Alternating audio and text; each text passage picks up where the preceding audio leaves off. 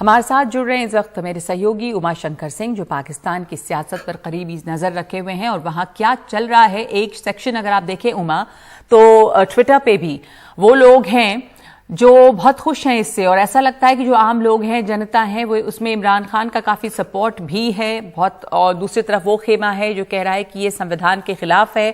तो बिलावल भुट्टो या फिर मरियम नवाज, ये तमाम लोग जो बात, या शहबाज शरीफ जो कह रहे हैं, क्या आपको लगता है कि स्कोप है इसका? कोर्ट, सुप्रीम कोर्ट जाएगा विपक्ष, और क्या कह रहे हैं वहां के पत्रकार? और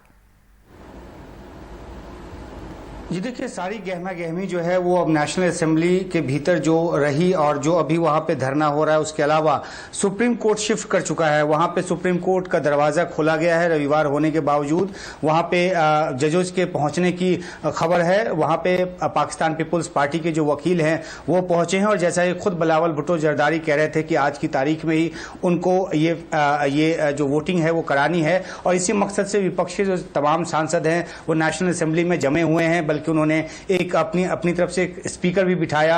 उसके बाद एक वोटिंग भी कराई गई जिसमें 197 वोटों से अविश्वास प्रस्ताव को पास कराया। हालांकि इसकी मान्यता है या नहीं, ये भी एक वहां पे डिबेट का विषय है। लेकिन अब निगाहें सुप्रीम कोर्ट की तरफ लगी हुई है। पहले ये जानकारी आई थी कि पाकिस्तान के समय के हिसाब से 5 बजे इस मामले की सुनवाई होगी, लेकिन उसमें कुछ डिले हो रहा है। जाहिर सी बात है कि सब जो एक कंसल्टेशन की जो प्रक्रिया है वो चल रही है। इस बीच आर्मी की तरफ से ये बयान दिया गया है, जब पाकिस्तान के पत्रकारों ने DGISPR से पूछा कि जो कुछ भी सदन के भीतर हुआ क्या उसके लिए सेना की सहमति ली गई थी, तो उनकी तरफ से कहा गया कि जो कुछ भी हुआ उसका सेना से कोई लेना देना नहीं है और सेना ने इसमें कोई भूमिका नहीं निभाई है। एक बात जो वहां पे कही जा रही वो ये कि जिस तरह के 3 ऑप्शंस वहां पे थे, जिसमें कि अविश्वास प्रस्ताव वापस लेने की सूरत में इलेक्शन कराने की बात थी, उन ऑप्शंस पे तो जो विपक्ष है रजामंद नहीं हुआ। लेकिन अचानक से जिस तरह से यह फैसला ले लिया गया, इससे यह माना जा रहा है कि पहले से इमरान खान ने तय किया हुआ था कि किसी भी सूरत में वो अविश्वास प्रस्ताव को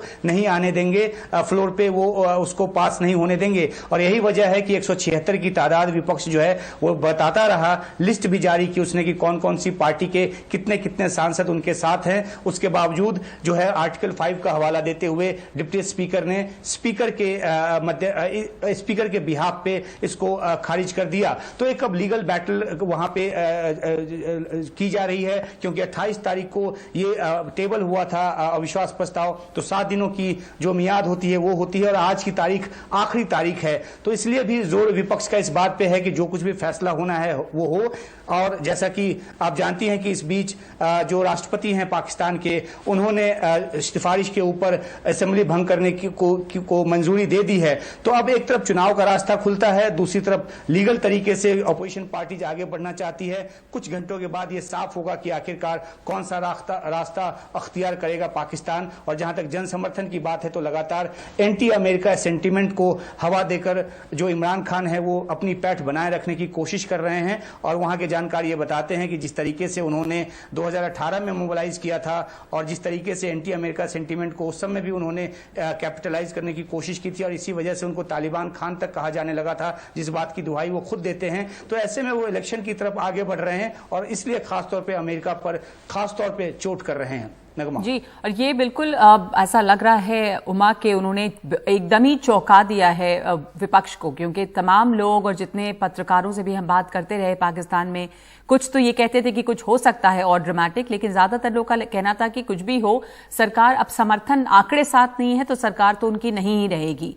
पर इमरान खान जो कह रहे थे कि मैं आखिरी बॉल तक खेलूंगा, तो वो उन्होंने कर दिखाया और वाकई चौंकाया है विपक्ष को। बिल्कुल अंदाजा नहीं था लोगों को इसका।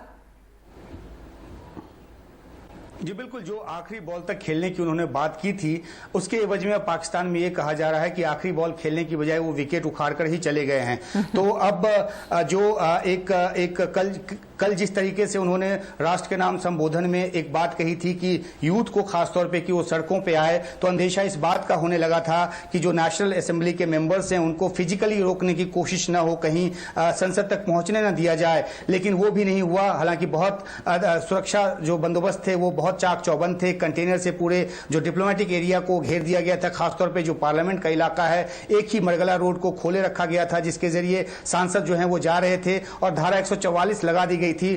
फ्रंटियर कोर को भी लगाया गया था, पाकिस्तान रेंजर्स को भी लगाया गया था। तो जो जिस तरह से सेना इमरान खान के खिलाफ हुई, उसके बाद ये पता था कि वहां पे हिंसा नहीं होने दी जाएगी और सुरक्षा चाक चौबंद रखी जाएगी। तो वही हुआ और फिजिकली रोकने की कोशिश नहीं हुई। लेकिन जो प्लान बी या आखिरी बॉल की जो बात थी, जो इमरान खान ने कही थी, उनका मंसूबा यह था कि इस तरीके से स्पीकर का इस्तेमाल करके, डिप्टी स्पीकर का इस्तेमाल करके वो एक ऐसा फैसला दें जिसके खिलाफ की ऑपोजिशन पार्टी जो है उनको जाना पड़ा है अदालत में। तो अब देखना है कि सुप्रीम कोर्ट की तरफ से क्या कुछ, क्योंकि स्वतः संज्ञान भी लिया गया सुप्रीम कोर्ट की तरफ से, तो इसे गंभीरता से ले रही है ऑपोजिशन पार्टीज कि शायद सुप्रीम कोर्ट जो है वो ऑपोजिशन पार्टीज के हक में फैसला दे और वो ऐसा फैसला दे जिसमें कि अविश्वास प्रस्ताव पे वोटिंग कराई जाए। एक आखिरी बात नगमा, कि जो वहां पे जानकार हैं वो ये कह रहे हैं कि जब एक जो अविश्वास प्रस्ताव एक्टिव मोड में हो तो वैसे में पार्लियामेंट को स्थगित नहीं किया जा सकता और उस पर जब तक उसको डिस्पोज ऑफ नहीं कर दिया जाता तब तक ये नहीं हो सकता। तो ये एक गैर संवैधानिक काम हुआ है और इसी बात पे उनकी उम्मीद टिकी है कि सुप्रीम कोर्ट शायद इसका संज्ञान लिया, जब उसने लिया है तो इस हक में फैसला भी देगा। तो इंतजार सुप्रीम कोर्ट की तरफ है, अभी सबकी निगाह लगी हुई जी।